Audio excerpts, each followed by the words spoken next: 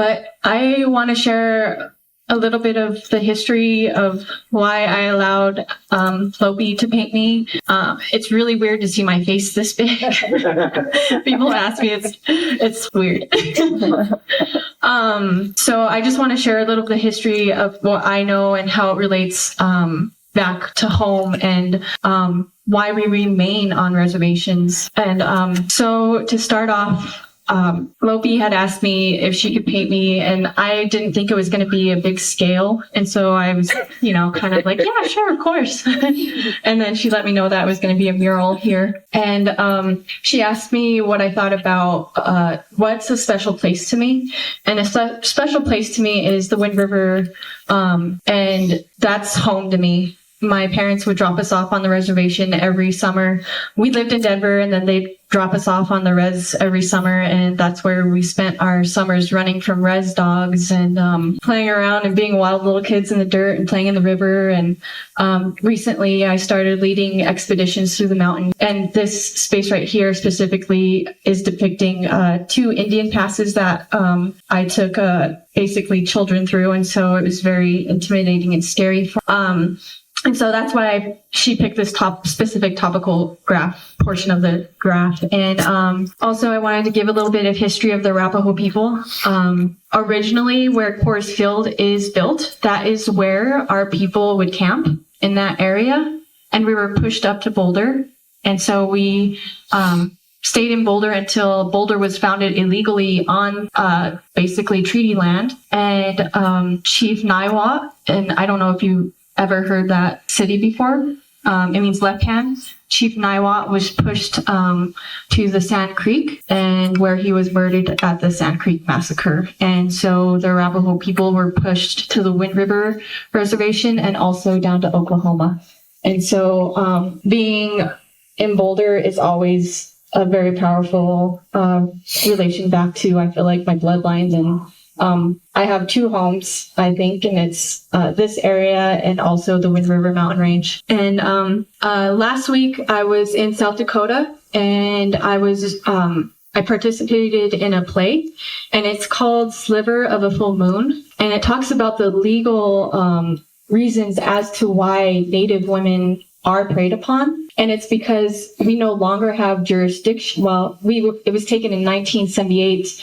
Jurisdiction was taken away from the tribal government to prosecute non-natives. And so if a man had raped a woman on the reservation, killed her on the reservation, domestic violence on the reservation, he was not held accountable because there was no jurisdiction.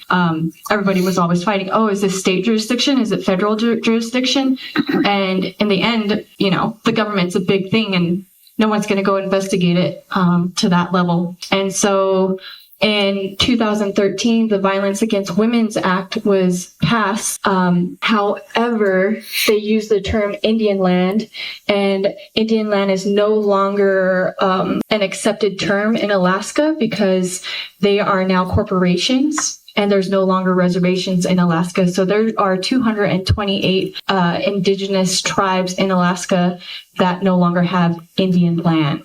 And so in the Violence Against Women's Act, they use that term they use that term Indian land. And so Violence Against Women's Act is not, it doesn't apply to Alaska. So 228 tribes in Alaska do not have jurisdiction over men who go and prey upon the women in that area. And with the Violence Against Women Act, VAWA, we only have jurisdiction over domestic violence, still not over murder. And it's not, if a woman is raped, there's still no jurisdiction over that. And so what I wanted to do was I wanted to read a portion of the play that I played Lisa Berner, and these are true women that have experienced these true stories, and so I feel like their voices need to be heard.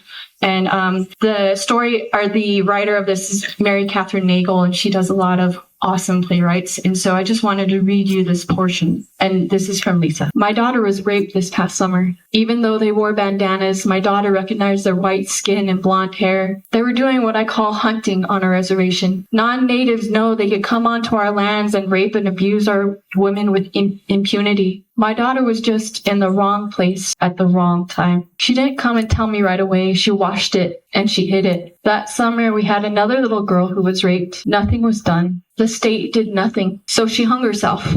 Our suicide rate on a reservation is quite huge, as it is in all of Indian country. So my daughter, hearing of all the stories about this little girl being raped and her death, she finally broke and told me what happened to her. My daughters know better. They don't try and party. We know the dangers of our environment. We know that. We know that we are a walking bullseye. We're not just the target. We're a walking bullseye. And so she went out in the middle of the night to go find my niece. She didn't want my niece to get in trouble for being out late because she would have. And as my daughter walked down the road, 4 white guys in a black leather SUV with tan leather interior were trying to get her into the vehicle. And she said no, just that she just kept walking. And this is the only biggest town we have on a reservation, population maybe 1,000. She's walking and they're getting more persistent. She takes off running and they chased her down. 2 guys, they jumped out of the vehicle. They drug her to it. So 1 was driving, 2 held her down, and the 4th one raped her. And they had bandanas on over their faces. But she's seen their white skin and blue eyes and blonde hair. And when they were done, they threw her out by the bridge. And as a mom, that more than took the wind out of me. That slammed me to the earth with an ungodly speed, and all the measures that I had tried to protect her didn't work. My daughter isn't an animal that is hunted. She is a human being. And so these are the types of issues that happen on a regular basis on the reservation because people are not held accountable because of the justices, basically. And so I wanted to raise awareness to that issue, that it's not because it's just, happening. It's because no one is held accountable. That's why it's happening. And I just want to thank LMNOPI again for the depiction and the very prominent marks that she has all over the mural. It's heartbreaking, but it's the reality of what we face. And I just hope that with this information that I've shared with you, you could take it back to your communities, maybe if you're teachers, the kids, the correct history about Boulder and about Denver, how it was founded, and about the common issues that Native American women face. So if anything, please share what I've shared with you. If you have any questions, I'll be around. So thank you for your time. Again, thank you, Mom, for being here. I love you. So thank you. Thank you. Well, Good morning. Many thanks to Streetwise Boulder and Dairy Arts Center for giving me the opportunity to amplify this critical issue facing contemporary Native women and their loved ones and family. And thanks to Sarah Ortegon for allowing me the honor of painting you. Thank you to the ancestors whose land we are now standing upon. The fossil fuel industry is directly implicated in this epidemic. When they build pipelines in close proximity to indigenous communities, they put Native women and girls at risk of being raped, abducted, and murdered by the pipeline workers who are imported and housed in man camps. A critical look at rape culture must include the larger picture of the treatment of the planet itself, herself. Extractive industries treat the planet as something to exploit.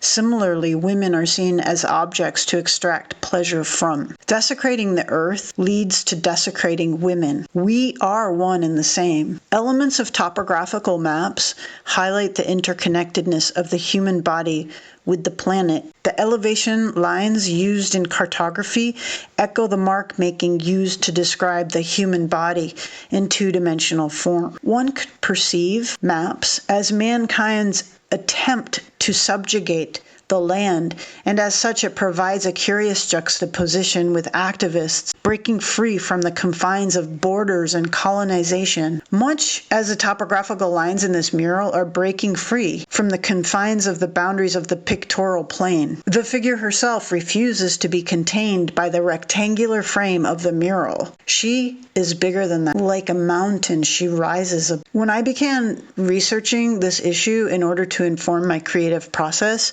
I tried to look up the statistics on the epidemic of violence being perpetrated against Native women and girls. I was shocked and dismayed to discover that there are no accurate statistics because of the simple fact that the police and government agencies responsible for solving these cases don't keep track. they don't count. One can easily conclude that it follows that they don't feel that these women count or matter enough to keep track of. I decided to include hash marks used for counting in the mural. If you look closely, you will see them covering much of the mural. Some are being obscured and some are disappearing altogether behind the map. This is a literal metaphor. I've left some empty spaces as well. These empty spaces are asking the question, how many more? How many more will go missing and be lost to the world, to their children, their partners, their parents and brothers and sisters and friends? How many voices will be silent? How many more gifts will be lost? It's our responsibility to talk about this issue